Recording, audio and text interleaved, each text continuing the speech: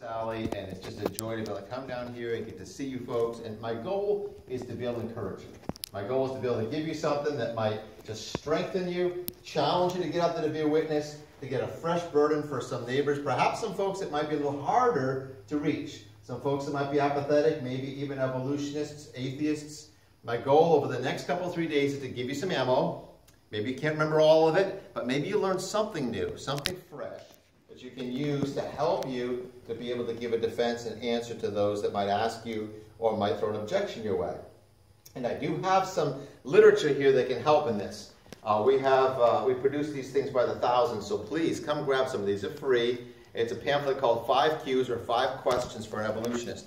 If you know someone who's an evolutionist, an atheist, an agnostic, some of these types, this is a good piece of literature to be able to give to them. Has some Bible verses. And I have a talk tomorrow specifically named 5 Qs for Evolutionists.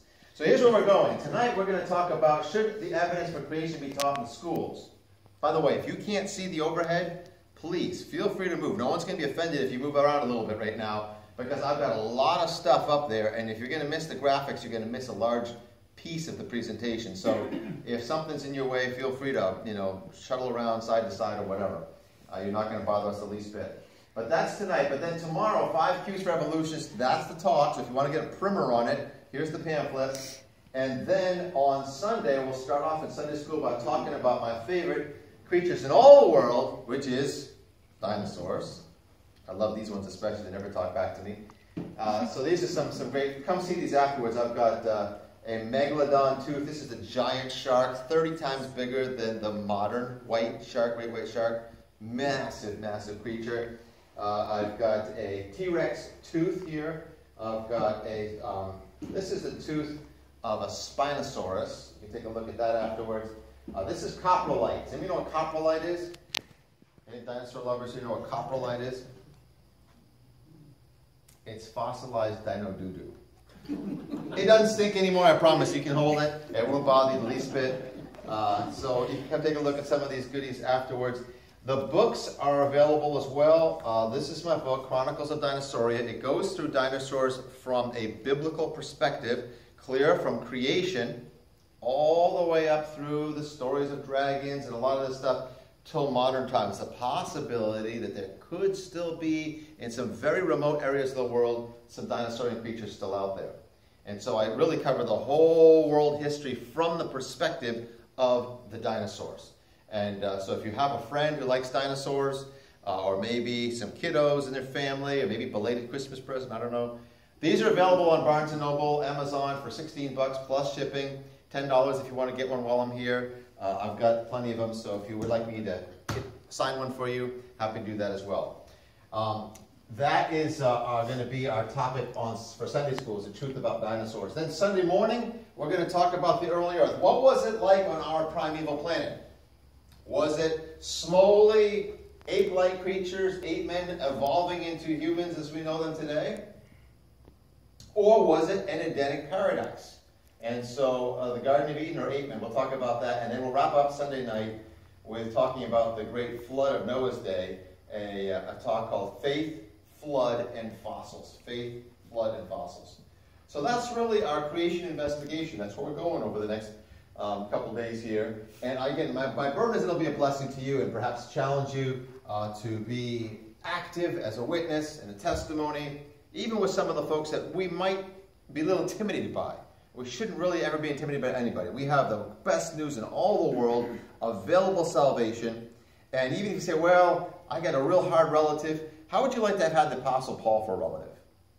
You know, he says in some of his epistles, he says, greet my sister and others in the faith. And so, I mean, obviously they probably prayed for him. He was about as tough a relative as you could get. He's killing Christians, right?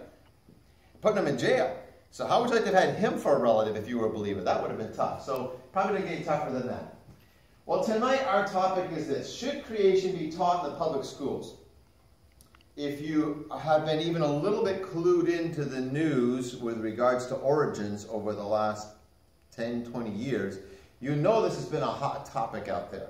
People wanting to teach creation or maybe intelligent design in the school systems. And the debate about this going on and on and on. So I want to talk about how we got to the place we are today. I want to give a little bit of history. Tonight's a little bit of background of the creation controversy. How we got to this point where our schools are ground zero in this national debate we're having about who are we, can we teach creation, should creation be taught, was there even a creation? See. And so we want to talk about that in this session here, and hopefully we'll come to some conclusions that can be helpful to you. I always want to start all of our sessions with the Word of God, and tonight our jumping off place will be in 1 Timothy chapter 6 and verse 20. You can follow along in your copy of the scriptures if you'd like, but I'm going to have all the verses I referenced up there on the overhead as well. 1 Timothy chapter 6 and verse 20 says this, "Keep that which is committed to thy trust, avoiding profane and vain babblings and oppositions of science, falsely so called." Oppositions of science, falsely so called.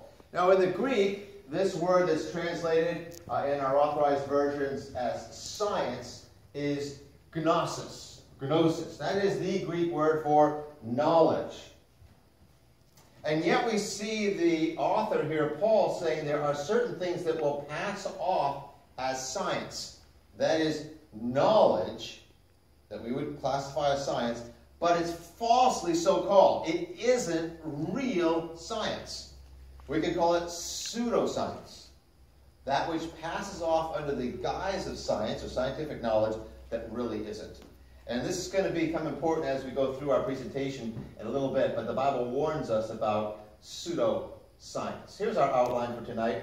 We're going to talk about the history of the controversy, some of the limitations of science, and we'll wrap it up with a two-model approach.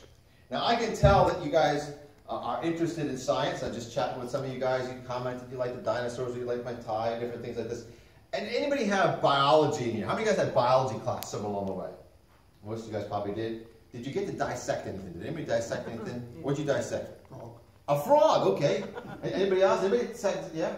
Starfish. A starfish, yeah. Shark. A shark. Ooh, that's cool. I don't hear that too often. Anybody get a cat?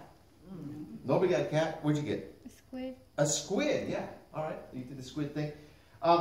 Well, usually in biology class, if you dissect something, you kind of check it out, you know, and you kind of put it on this wax thing, and you pin it down, and you kind of cut it open. The most common thing I hear is frogs, right? And frogs seems to be the thing that people pick on a lot, literally. And so I have this story, and this isn't a true story, but it's a story about a frog. And there was this frog one day, and he was sitting on this lily pad, and he's minding his own business, just doing his froggy thing, probably waiting for a bug to come along or something. And all of a sudden, right in front of him, pow! Shows up a fairy godmother. And the frog is thinking, whoa, it's my lucky day. Here's the fairy godmother. Along's going to come a beautiful princess at any moment and pick me up and kiss me, and I'm going to turn into a prince. You guys have all heard the fairy tale, right? And the fairy godmother says, well, you are going to meet a beautiful blonde young lady. And she's going to want to know everything about you. And the frog was not content to leave it alone. He's like, well, when am I going to meet her? And the fairy godmother said, in her second semester biology class. So sometimes you're better off not knowing the rest of the story, right? But the frog wanted to know the rest of the story, and so that's what happened to him. But we're going to go into the rest of the story here tonight. We're going to get into the background a little bit on the creation evolutions debate, just into the weeds a little bit, but I promise you it'll be a blessing. We'll come out the other side of it. Sometimes people think that I am down on science because I have problems with evolution and evolutionary biology and some of the things that we'll talk about as we go. I can assure you I love science. I actually have a physics undergraduate degree from Bob's University, and I have a master's degree in biology from Clemson University. I love science, real science. That is actually observable and repeatable science. And in fact, I would go a step beyond it, and I would say science is actually commanded by God. Science is commanded by God. You know, we have this verse, Genesis chapter 1 and verse 28, where it says, God said to them, be fruitful and multiply. This is before they sinned, right? Be fruitful and multiply and replenish the earth, and here we go, subdue it and have dominion over it, over every living thing that walks or moves upon the earth. Now, this has been called the dominion mandate. This is a command from God. It's not an option for us to subdue and have dominion over the earth. It doesn't mean abuse and step on, but it does mean to bring under control. Like if you had a bucking wild bronco out there, that's not really useful. But if we can break it and train it, now all of a sudden he can be a very useful animal. Well, what does it take to break a bucking bronco? Anybody up for it? Jody, you up for jumping on a wall? No, I'm not either. I'd probably break my neck, right? But there are people that know how to approach the horse, they know how to talk to it and pet it and where to grab it, and then they suddenly swing themselves up, and you've seen them probably. They're swinging their arm, like trying to keep their balance right, and they're trying not to get thrown off until they subdue it and have dominion over it. That's science. It's gaining knowledge on how to approach the world round about us and be able to use it and make it productive. See, that's science in its biblical sense. And in fact, in the Bible, we see very quickly some scientific advances in the book of Genesis. I mean, just a few generations down from Adam, here we see Ada bare Jabal. He was the father of such as dwell in tents and such as have cattle. His brother's name was Jubal. He was the father of all such as handle the harp and organ. And Zillah, she also bare Tubal-Cain, an instructor of every artificer in brass and iron. So here we see that just a few generations down from Adam, they are specializing, civilization. And in fact, actually smelting ores. And the two ores that they use in the pre-flood world are brass and iron. So that's amazing. I mean, if we lost all of our knowledge today to start from scratch, you know how long it would take for us to figure out how to get irons dug out of raw and how to melt them down and smelt them into tools? It would take a lot of effort to learn how to do that. So that's an amazing scientific advance. Now I'm going to skip over the science of Egypt and Persians and the Babylonians and all the Greeks and the Romans and all this stuff and jump to the classical era, the great, quote-unquote, modern scientific era. If we look at the classical scientists, these men were creationists. Now, why is this important? Well, sometimes I get talking to my evolutionist friends, and they'll say, oh, we can't teach evolution in the schools because it'll set back the school system back 100 years. Pretty soon we'll have to teach about pink fairies, and we'll have to teach about the fact that, lightning is caused by the gods having a fight up there. Nothing could be further from the truth. The folks who led the scientific advances of the modern scientific movement were creationists. They believed in creation. See, it wasn't the evolutionists who gave us modern science. It was creationists. And most of them were actually Christians. Some were deists, but most were actually Christians. People like Ray Linnaeus in biology, and Galileo in astronomy, Lord Kelvin in physics, Cuvier in geology, Robert Boyle in chemistry. Let me give you a couple of quotes just to kind of establish where these guys were coming from. Here's Michael Faraday, famous physicist. He says, where the word of God has sounded, there his people are drawn together to the obedience of all things that Christ has commanded. Does he sound like an atheist to you? No. Right? I mean, he's talking about Christ and obedience to Christ. No. Here is Johannes Kepler, another physicist. He says, the chief aim of all investigations of the external world should be to discover the rational order and harmony which has been imposed on it by God, which he revealed to us in the language of mathematics. Here's a quote. Look at this. Science is thinking God's thoughts after him. Science is thinking God's thoughts after him. This guy gets it. I love that quote. Real science isn't opposed to Christianity. Real science is not opposed to design or God. Rather, it's recognizing that there's designs out there and saying this came to us from a God who wanted to communicate to us rational order and harmony. And so therefore, we should be able to go out there and kind of follow his thoughts and figure out what he did. That's his gift to us, is that orderliness.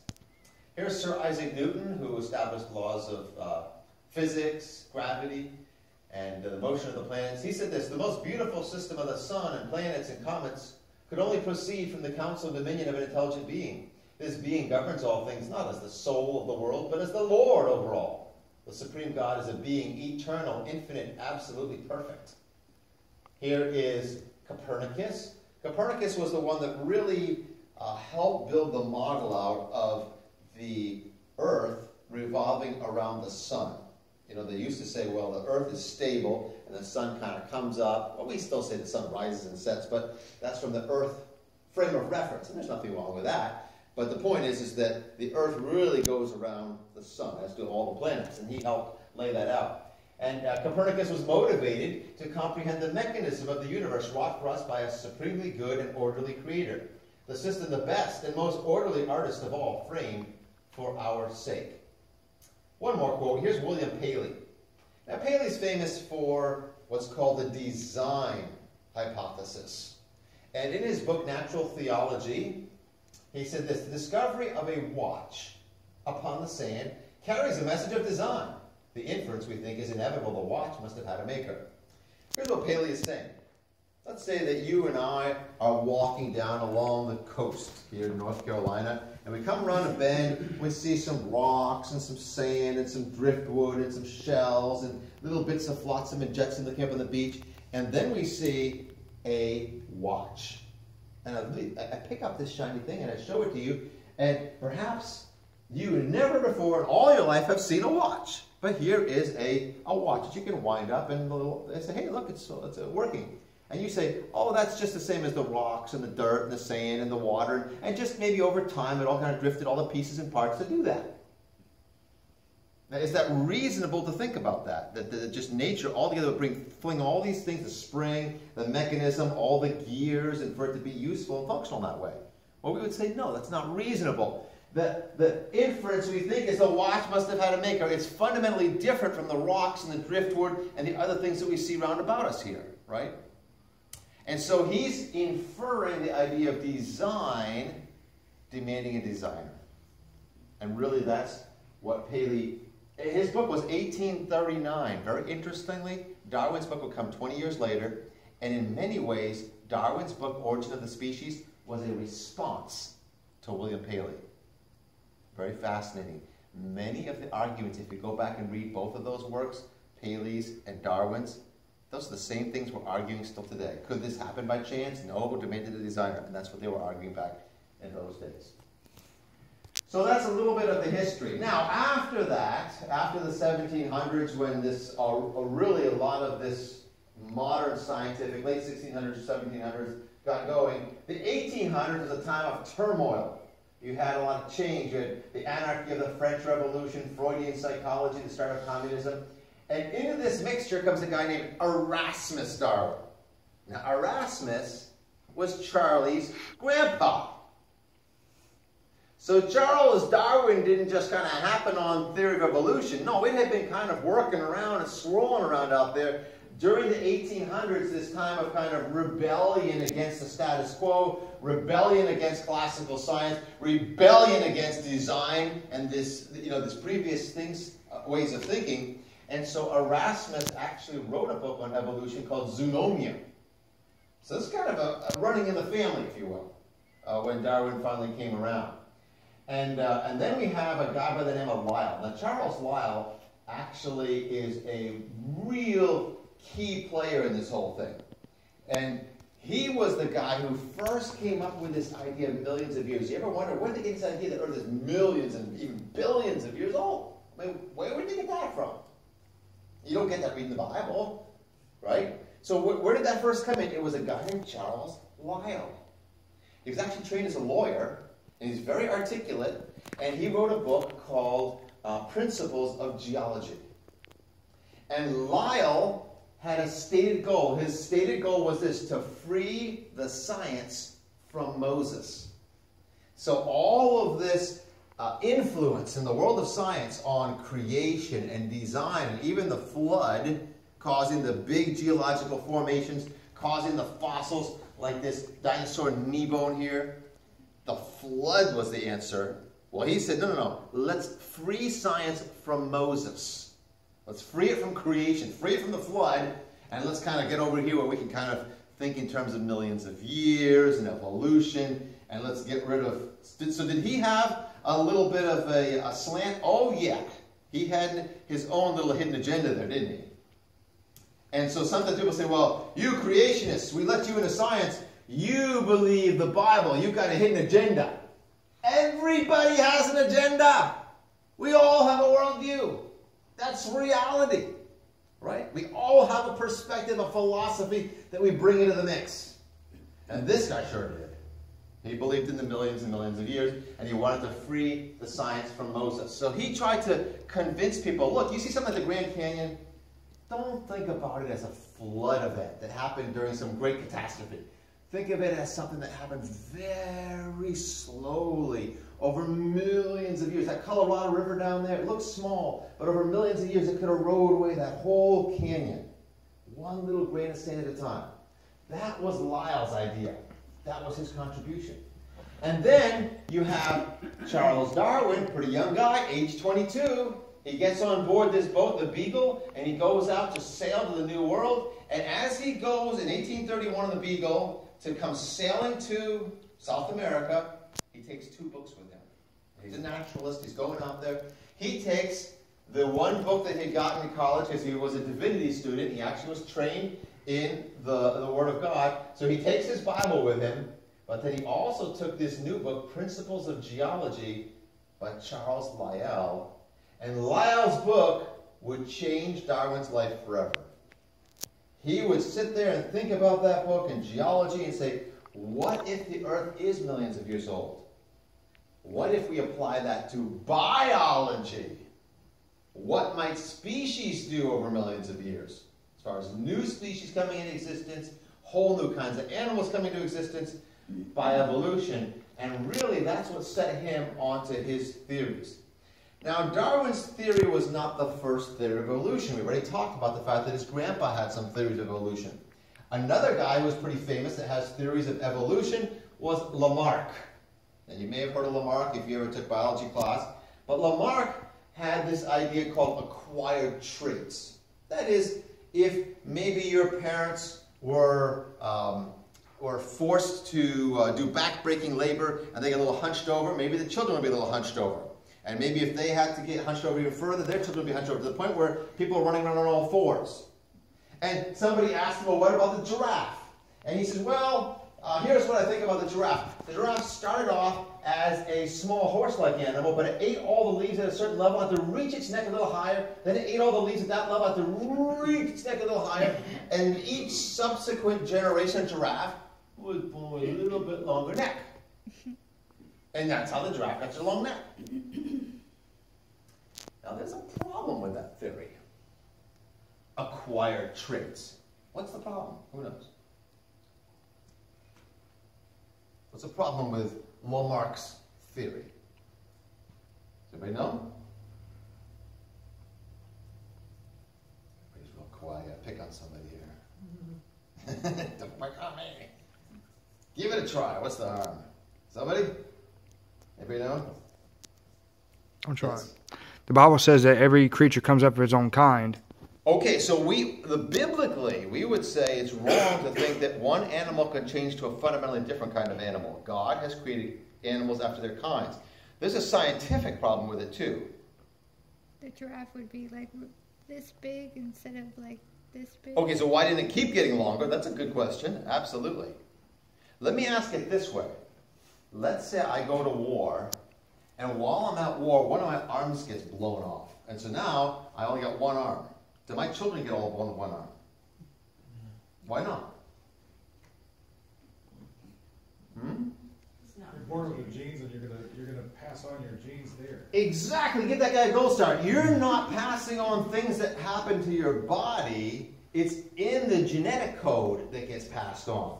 It's the sperm and the egg that gets passed on. And unless there's a mutation in the sperm or the egg that maybe causes a congenital birth defect or something like that, the changes, the problematic changes that happen in my body, that doesn't, get passed on to the next generation, see? And so just because one generation had to stretch their necks, and maybe their necks got a little longer with time, they could stretch the muscles a little bit and get the leaves, that would not get passed on to the next generation. So you couldn't, over lots of years, get giraffes with really long necks just by, their parents being exposed to a shortage of leaves at a low level. Okay, so that scientifically, it didn't work. Okay. So along came Charles Darwin, and Darwin had his own theory, and it's called evolution by natural selection.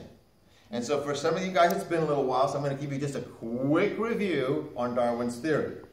If you actually read Darwin's book, he doesn't go too crazy with it. It's pretty simple. He talks about overproduction. That is, most species, not all, elephants and some others, this isn't true, but most produce more than you need just to replace the parents.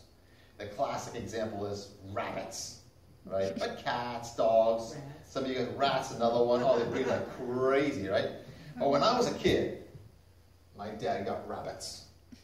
And we had to start off with 1 cage, then 2 cages, then 5 cages, then 15 cages, then 20 cages, and I forget where we stopped, but I got so sick of eating rabbit. I'm telling you right now, brothers and sisters, if I never see another rabbit for the rest of my life, I'll be happy. I had them fried and stewed and pickled and, you know, every way you can do rabbit fricasseed, and I'm happy if I never see another rabbit. And so finally we convinced my dad we'd had enough rabbit. The freezers were full of rabbit. We just had enough rabbit. So we got together and said, okay, let's have all the pink rabbits over here and all the blue rabbits over there. And then what do you know? Some of the blue rabbits get pregnant. Oh man, more rabbits, right? And so, but amongst the offspring of the rabbits, you get variety.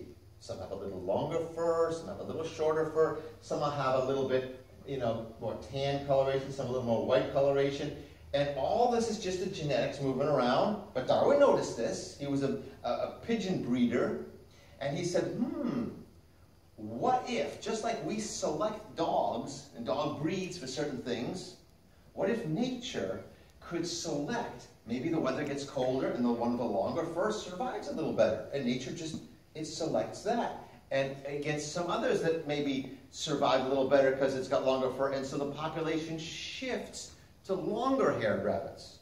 Or maybe there's a drought and the desert makes things a little more white. And so the darker rabbits get picked off by the owls and the birds and the foxes, and the lighter ones can blend in if they hold still and they're better camouflage, so the population maybe would shift toward the lighter ones. You ever notice how everything in the Arctic is white? They have white rabbits and white birds and white bears, the polar bears, and all these white creatures up there, right? And so, oh man, Darwin said, well, my goodness, there it is. Now, as far as that goes, I don't have a lot of problem with that. I mean, that's just variation in rabbits, right? At the end of the day, you still got rabbits. And so, yes, you can have nature select for some of those kinds of things, the survival of the fittest maybe. But then Darwin took a big leap and said, well, maybe that's how we could get one rabbit or a rabbit turning into a fundamentally different kind of creature. See, and that's where we got a problem. And that's why we don't have any evidence for something like that ever happening. But he just extrapolated over those millions of years and said, maybe that could happen. And so Darwin was a catalyst. He was a symbol more than an originator. But some people began to just grab his theories and go wild with them. 2 people in particular. A guy named Huxley. Thomas Huxley was called Darwin's bulldog. He just thought this was great. We don't need God anymore. He was an agnostic. And he would go from town to town to town to town, just debating anybody and publicizing and popularizing Darwin's theories. And then the Reverend Charles Kingsley. He was important because he was a man of the cloth. And he lended his credibility to Darwin's theories. And so the Reverend Charles Kingsley helped to spread the gospel of evolution. And so these 2 guys really were key. And I want to get back to some of these names. So tuck them in the back of your mind. Darwin, Huxley, Kingsley, these are kind of key guys. Now let's fast forward to today. Here we are, over 200 years since Darwin, and, about 160 years since Darwin. And the Bible says, wherefore by their fruits ye shall know them. So let's look at what are the fruits of evolution. What are the fruits that came from this tree we can call evolution? Atheism, relativism, eugenics, communism, racism, humanism. Now I do this talk in public schools. I don't bring the Bible verses in, but I do this talk in public schools. I've done it in public universities. And I can tell you right about now, I look out in the crowd and people start getting just a wee bit uncomfortable. And I can tell the question that's going off in the back of their mind is, really? You're going to pin racism on evolutionary theory? I know you're against evolution, but isn't that a stretch? Didn't we have racism before Charles Darwin? And probably we would have had it if Darwin wasn't around? The answer is yes. But all of these nasty little isms had a major credibility boost and a major growth in the 19th and 20th centuries because of Darwin's theories. And what I want to do just now is I want to prove that, because that's a pretty strong statement. But I want to prove to you that evolution really contributed to a lot of these things that were some of the worst social ills of the 19th and the 20th century. And these are things that the evolutionists want to sweep under the rug and pretend like historically never happened. And I'm not going to let that happen. As I go around and travel, you know, I'm going out to Peru in March, and I was in Hungary. I spoke in Budapest at various schools in the spring, and I travel all around. And this to me is something that's important, and it gets neglected, and is very significant. The fruits of evolutionary theory. Here's Charles Darwin in his quote, his book, Descent of Man. He said, I quote, "The chief distinction in the intellectual power of the two sexes is shown by man's attaining to a higher eminence. The average of mental power in a man must be above that of a woman." Now, how do you ladies like that? Just a wee bit sexist, don't you think? When I give this quote, you can almost see a lot of these kind of liberal feminists kind of shudder, like, whoa, he really said that. Yes, he did. And some people want to say, well, doesn't Christianity have some skeletons in his closets? What about the Crusades? Here's the difference. The Crusades did some pretty nasty things to Muslims. Muslims did some pretty nasty things to Christians too. That doesn't excuse it. But the point was, these folks were on their own, doing their own little power play, and they used Christianity to kind of excuse it. But you can't go back to the teachings of Jesus Christ and find excuses for the Crusades. It never says, go by armed conflict and slaughter the people in the Holy Land and free Jerusalem from their clutches. Jesus never taught that. So these people took it upon themselves to do that. But here, this is a quote directly from the man, Charles Darwin. So it's not like somebody's perverting the teachings of evolution. This is the guy, right? He's the man. And here is Huxley, remember Darwin's bulldog? And he says this: no rational man, cognizant of the facts, believes the average Negro is the equal, still less the superior, of the white man. That is gross racism. I do hope we can all agree on that. There's no excuse for that kind of thinking. It's disgusting. Here is Ernst Haeckel. He was the leading evolutionist in Germany. He says, I consider the Negro to be a lower species of man, and cannot make up my mind to look upon him as a man and a brother, for the gorilla would then have to also be admitted to the family. And in his book, Haeckel's book, he shows this, the evolution of man. He shows this tree, this human tree, and on it he has the orangutan, the chimpanzee, that's German there, gorilla, and he shows this poor black from Africa. Now, this is just gruesome. But